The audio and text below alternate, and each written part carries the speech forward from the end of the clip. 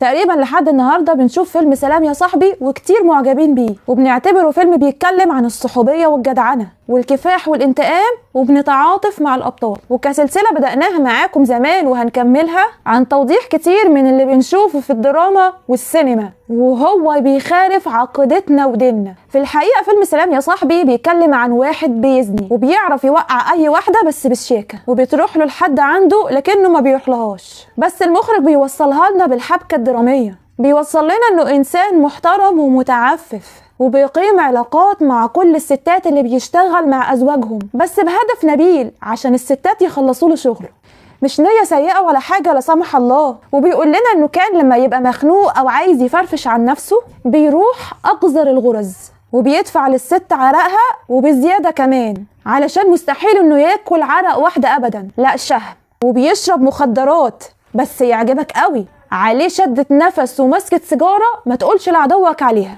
حرامي بس ابن نكتة، زاني بس ابن بلد، نصاب بس دمه خفيف، بيقتل ب100 طريقة علشان بس ينتقم لصاحبه وياخد طاره مش اكتر.